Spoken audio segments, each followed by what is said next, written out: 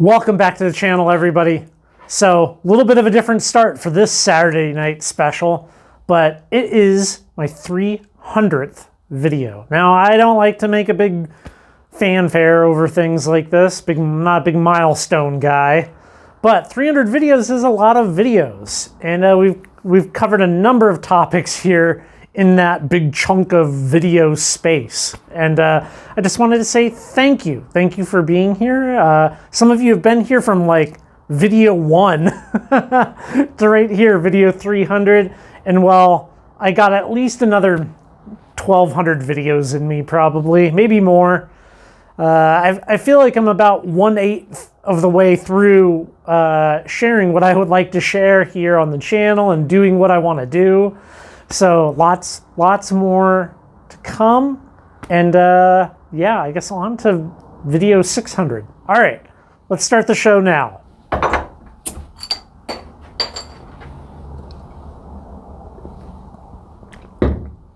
It's that time again. It's time for another Saturday night special where we talk about everything rockhounding related. Well, we got a lot of topics to touch on with you this evening.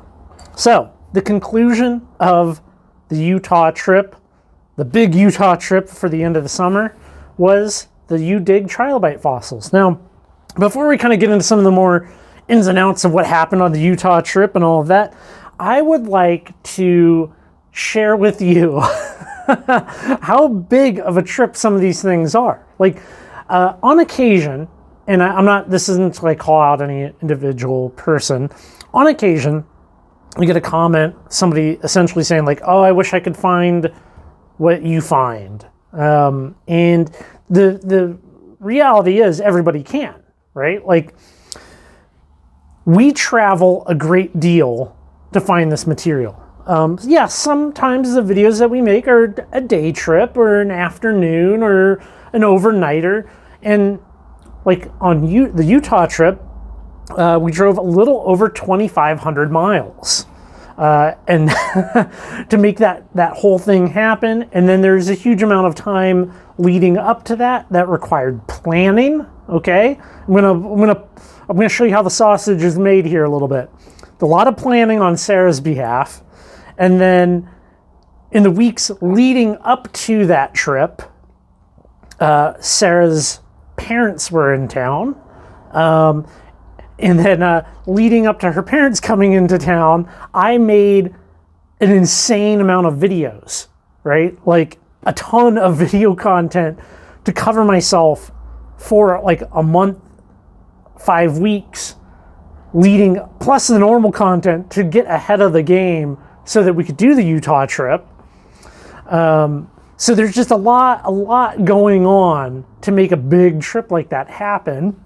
And for our international viewers here on the channel, which I know we have a fair number of international viewers, and they will be like, oh, we just have like, I don't know, sandstone, or we just have quartz where I live, like there's no good rocks. To give you an idea, for me to drive from Northeast Washington to Southern Utah here in America, America's very big. Here's a little overlay map for you. America basically like swallows Western Europe, right? Like it does. Our trip from Northeast Washington to Southern Utah and back would be the equivalent of driving from Paris to Kosovo and back in 8 days, 9 days. So if you want, I'm just going to venture a guess that there's cool rocks over there. I don't know anything about rockhounding in Kosovo, but I'm sure they have. If you want to put together a trip like that, I'm sure my European viewers, y'all would be able to find some pretty amazing stuff. The Utah trip was great, and I really want to do more big involving trips like that in the future. I mean, but we both do, both myself and Sarah. We really want to do that. Some of what we found, okay, like on the Utah trip, the trilobites. Now, I gotta fully admit, right? Like, I'm not a big fossil guy, but these are pretty cool, and I like how durable they are, right? Like that you clean them with just like a wire wheel, you know?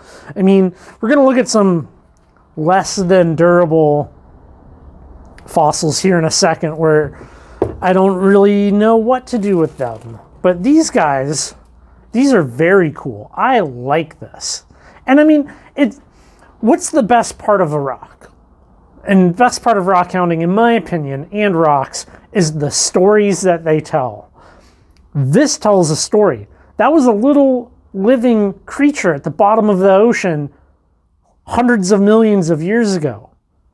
And yeah, I mean, he died.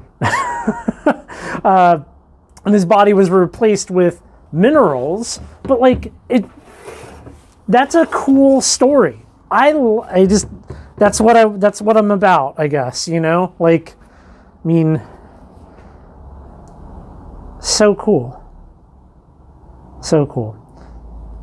Now, not all fossils are like this, right? Like that's the problem that I personally find with fossils. Now, let's look at some other ones here. So, in North Idaho, outside of Clarkia, you can go to a place called the Fossil Bowl. Now, there's two things that you can, well, three things at the Fossil Bowl. Really well-known dirt bike track, fossils, and garnets, star garnets. Well, we went there, and I fully intended to make a video, but it was kind of, it wasn't the best. There's a trip report up. I'm sure some of you have already read it. It's been up for a while now. But let's look at these fossils. You can see these came out, right, totally flat, right? And it's curled as it's dried. Now, I've done everything I can. I've followed all of the advice. These are leaf fossils, by the way. I have followed all of the advice there is to follow on preserving these things. And some of these are pretty good still. Like that one's kind of flat. This one, there you go. And basically it's like wrapping it with newspaper and you spritz it with water and you try to like get it slowly to cure and do all of those things right. And it still didn't work. And it's a very thin siltstone. And we can see one here that was such a great leaf, a great Eocene leaf. And this is what I'm left with. What can you do with this? I mean, essentially, this is like a Fabergé egg here, right? Like, look at it, and it's going to turn to dust. Now, I know there's products out there like Paleo Bond and stuff, and that would treat the surface, but it doesn't do anything for all of these silty mud layers. And to be totally honest, I'm just kind of like, I don't know if I can really get into the whole leaf fossils the same way I can get into marine creatures like the trilobites. They just, I don't know, they seem cooler, I guess.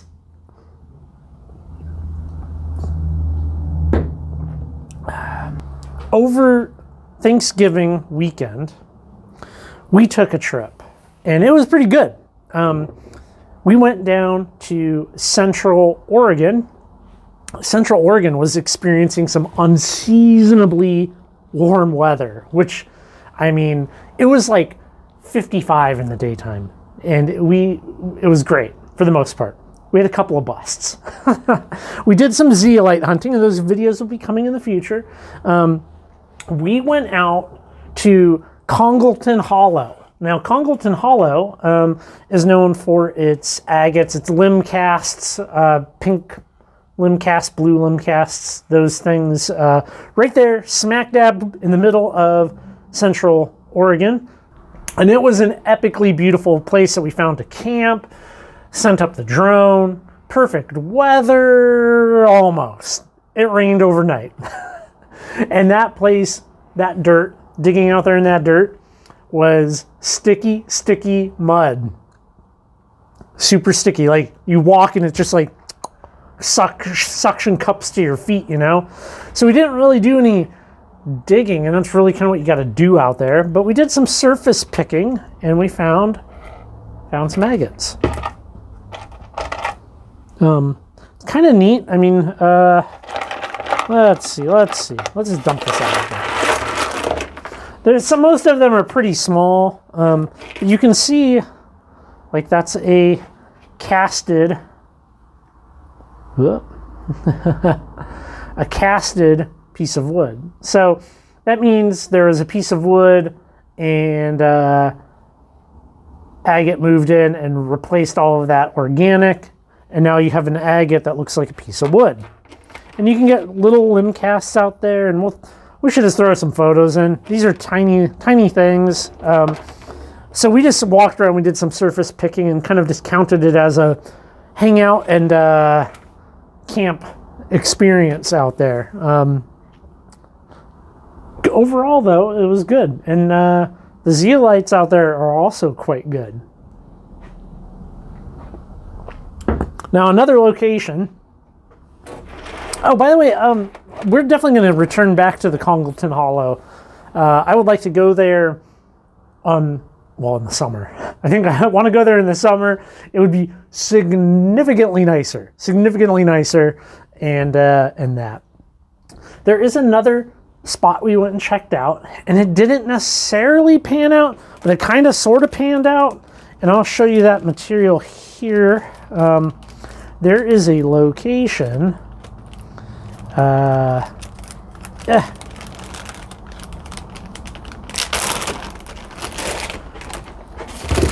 There is a location in Central Oregon that you can get concretions.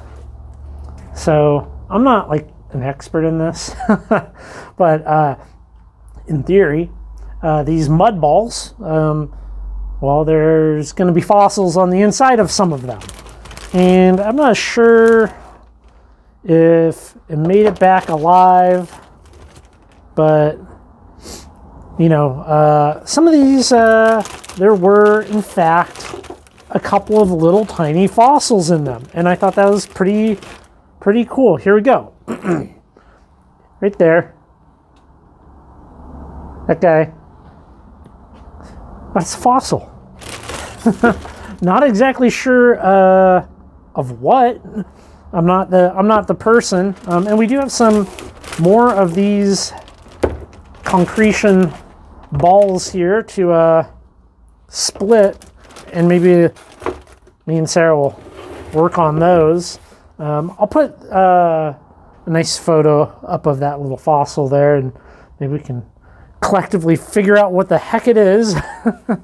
But that was another beautiful area that we will be returning back to in the future. I mean, here's the thing.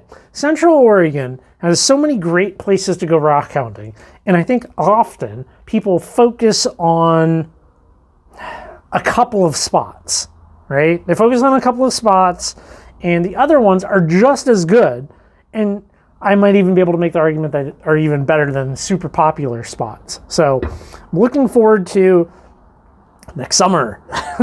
Already making the summer plans, you know. Next summer to spend some more time doing big loops in Oregon. And you couldn't go to Central Oregon without stopping in at Richardson's Ranch. Now, Richardson's Rock Ranch is awesome.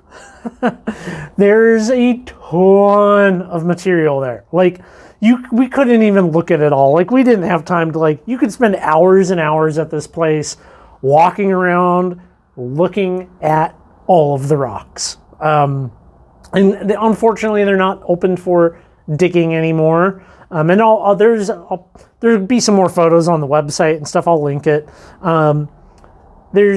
You can't go there and dig thunder eggs anymore. You can buy the thunder eggs, which that's still pretty cool. I mean, you know that. And one thing that they had, which really kind of got me thinking, and I actually had this conversation with Sarah, was we had this big pile, big bin of Moroccan, I'm going to butcher this, I can't speak, Moroccan geodes. Now, lately, since it is the beginning of December, I've been seeing a lot of posts on places like Facebook where it's a parent and they're like, I want to get my kid a rock tumbler, okay? And I see that, I'm like, I don't know. I don't know if rock tumbling is for kids. Now, I don't have a kid, but I did have a rock tumbler I rock tumbled for 3 years before I gave it up and I sold it all. And I've came to some conclusions about rock tumbling. I don't think it's an activity for kids whatsoever. Because when you buy any rock tumbler, right? First off, there's a level of varying levels of quality of rock tumblers that you can buy. And I think they all kind of suck. Now, I know that's probably going to ruffle some feathers. But, you know, you basically, the big players being Harbor Freight with their Chicago Electric, Lortone, was it Tumblebee? Tumblebee, the Lotto tumblers. Those are kind of like the big people. Now, I don't know anything about Lotto. Let's just keep this to the rotaries. Well, a real rock tumbler is one like Michigan Rocks. Now, Michigan Rocks, he has, I believe it's just a 1/3 horsepower motor turning all of his barrels in a cabinet. He's got a great video up on it. That's a rock tumbler, okay? The other ones, they experience problems over time. So that's part of it. Then the advice that they give you with these things, like stage 1, 1 week, stage 2, 1 week, stage 3, 1 week, stage 4, 1 week, beautiful polished rocks.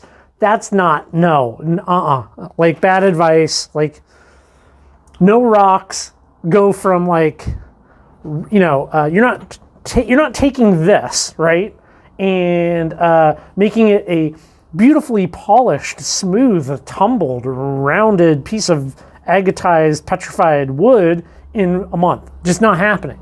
So it takes a while, you know, like you can be on stage 1 for like months, you know, and there's a lot of cleaning involved. So when I think of rock tumblers as a gift, sure, adults have a rock tumbler, enjoy them, love them.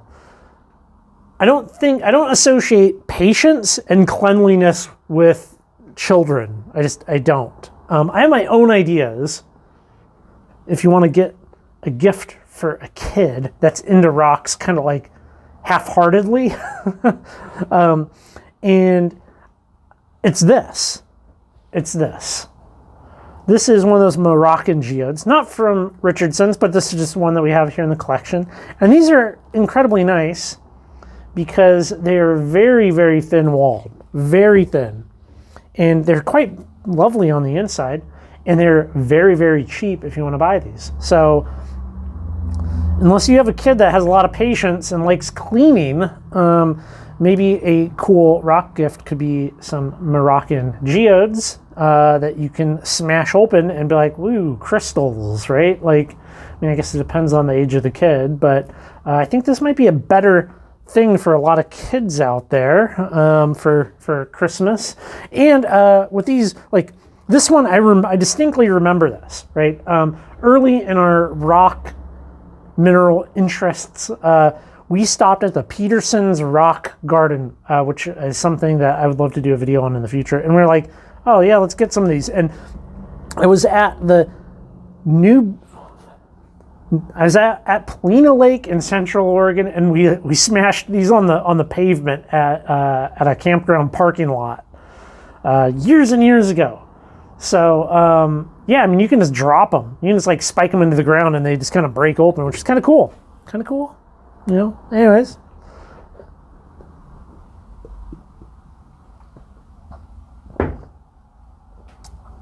Well, so the conclusion of the Utah trip, that's said and done. We're going to get back into the normal swing of things. During the past couple of months when I've been posting the Utah content, I've still been making videos, lots and lots of videos. And next week, we'll be heading out and getting some of this. Yeah. Yeah, I'm sure some of you recognize that. Wow. 300 videos. Who would have thunk that me saying, hey, Sarah, when we go out to the Columbia River and look for rocks, maybe I'll film it with the GoPro session camera that I found on the beach on the Olympic Peninsula and put it on the internet, and maybe somebody will watch it. I didn't know that was going to turn into this. So yeah, the way things go. Go back and watch the video number 1, and you'll be like, what the heck is this? The video is terrible, the audio is terrible, the commentary is terrible. First pancake, right? First pancake goes to the dog. All right, everybody. Y'all take care. Thanks for coming by. And I'll see you on the next video. Cheers.